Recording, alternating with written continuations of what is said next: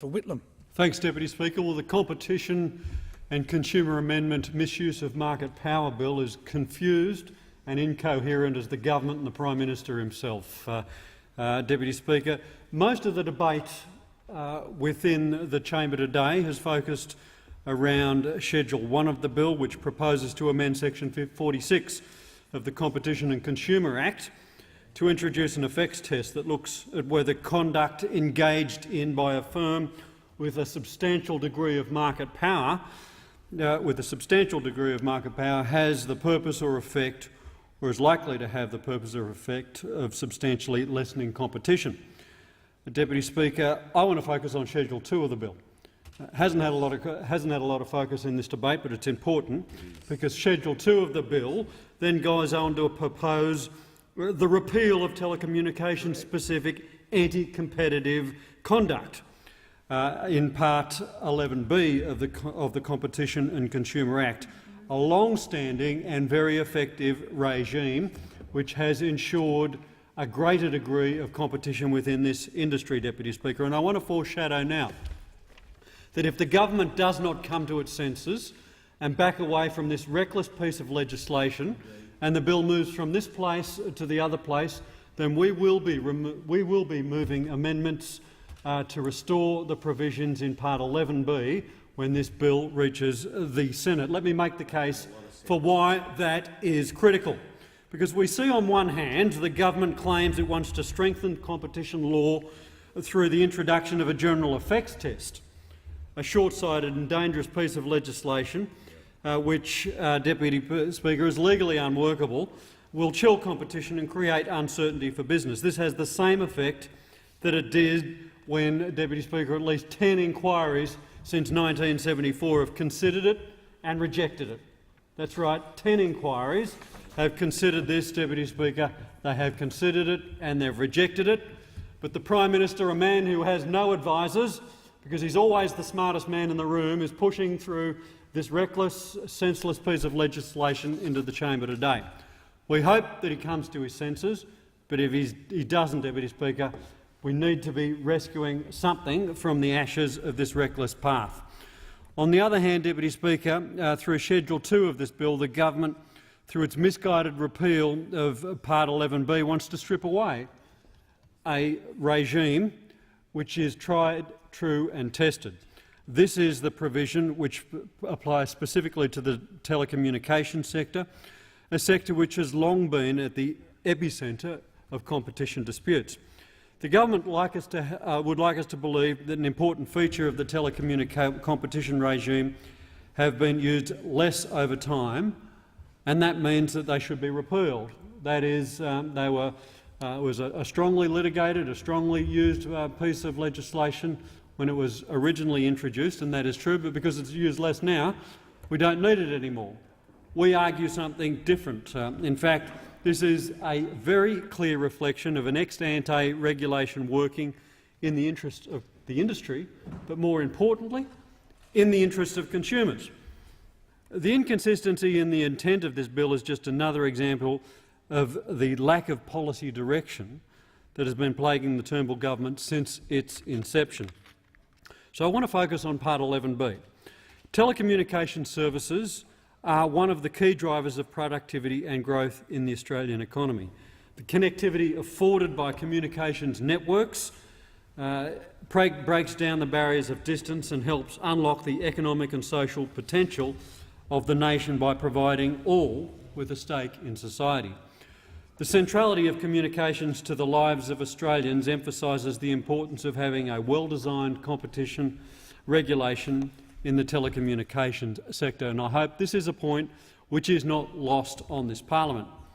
I'd like to quote the CEO of the Council of Small Business of Australia in comments that were published on the 28th of November last year. Deputy Speaker, he had this to say: "While there's been plenty of discussion in recent years about the dominance of banks, the major supermarkets and the big retailers, the Australian telecommunications sector is arguably the worst example of a major failure in competition laws and policies."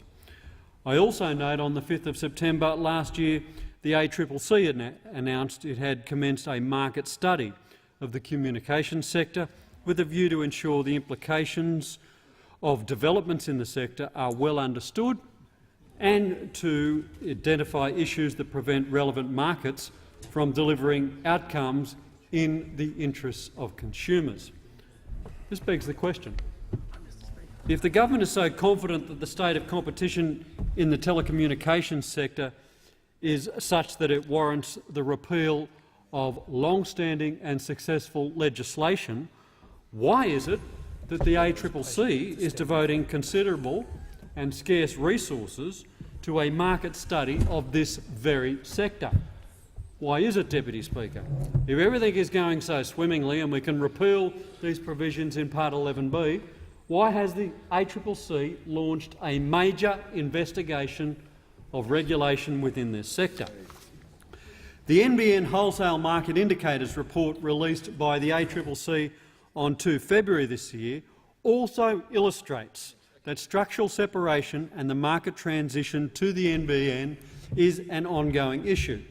According to the NBN Wholesale Indicators, Telstra has almost 51% of the market share for fixed-line services in operation over the NBN at the end of 2016.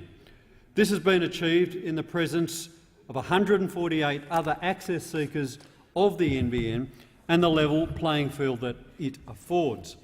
In comparison, Telstra is reported to have nationwide fixed-line broadband market share of 44% in June 2009. Not much has changed over that period, Deputy Speaker.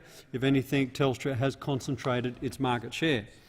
In the mobile sector, Telstra was estimated to have a market share of 45% in mid-2016, in comparison with its 42% market share in June 2009. To be clear, these examples of increasing market share are not to say that the state of competition in the telecommunications sector has not improved or that it is worse than it was before. Rather, it is to highlight the impacts of structural separation, transition to the NBN and the broader evolution of the communications sector on the distribution of market power is not yet wholly understood, nor has there been sufficient time for such changes to diffuse through the market. For these reasons alone, it is irresponsible for the Turnbull government to be removing tried, true and tested competition safeguards in the telecommunications sector.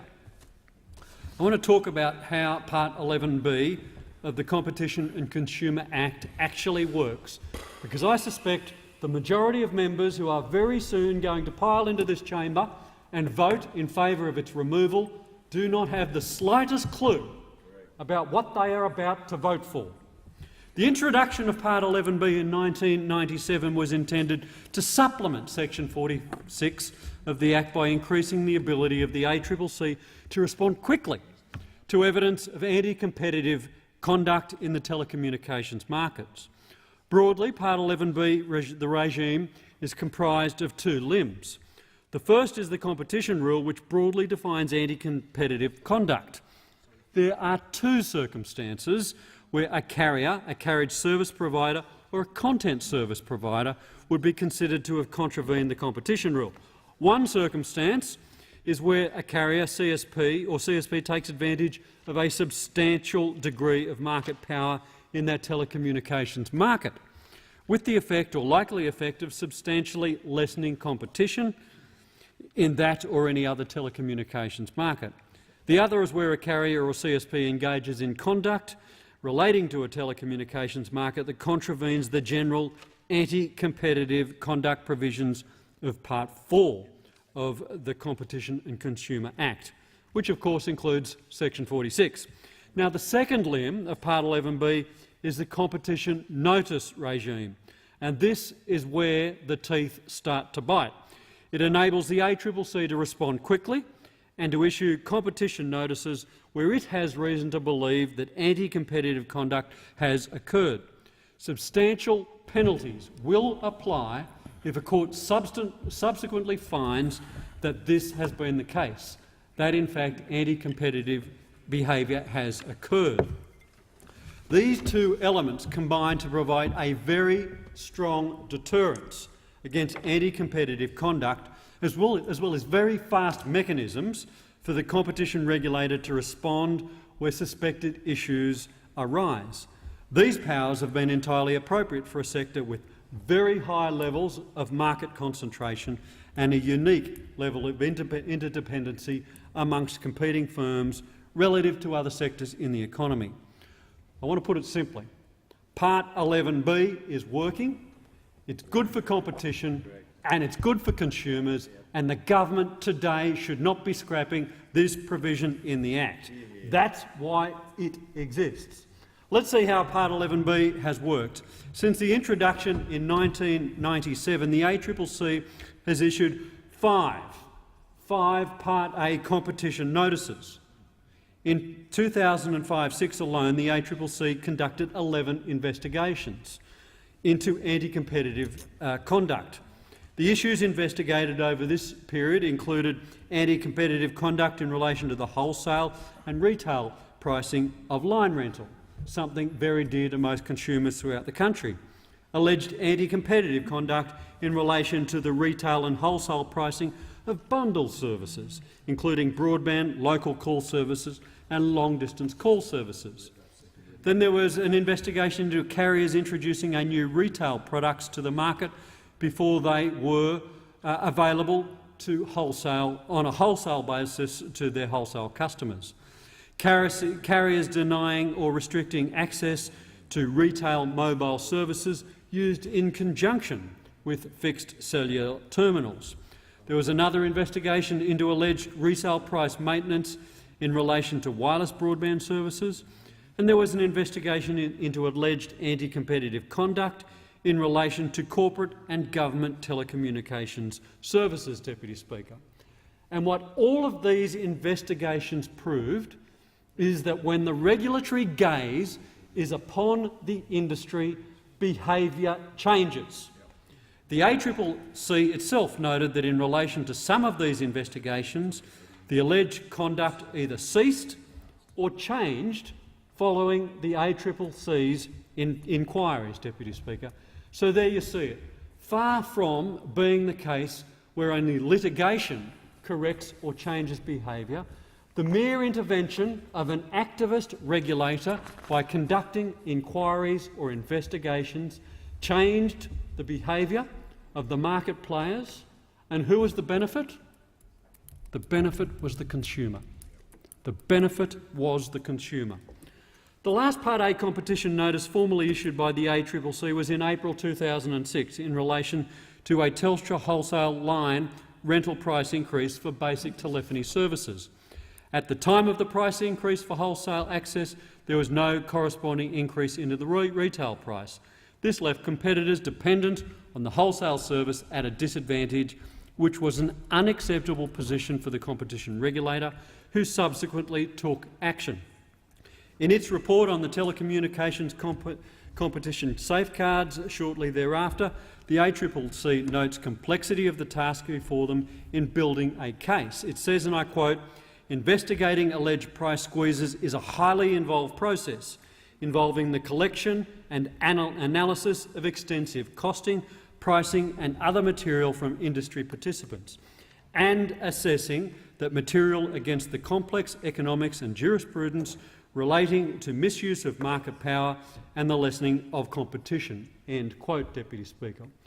All of this and the history of the use of Part 11B and other relevant parts of the Act, which in a few short moments are going to be stripped from this Act if the government gets its way, shows that there is indeed an ongoing need for these industry-specific provisions within the Act, and an ongoing need for an activist regulator which has built up industry-specific knowledge and expertise to ask the right questions, conduct the right investigations and ensure that we have an industry which is structured in the way which delivers highly competitive, quality services to end users in the telecommunications industry, Deputy Speaker. Now, these Luddites over here might understand what they're about to vote for, But I can tell you, if they vote these provisions out of the Act, Deputy Speaker, it will be consumers at the end of the day who suffer. I thank the member for Whitlam.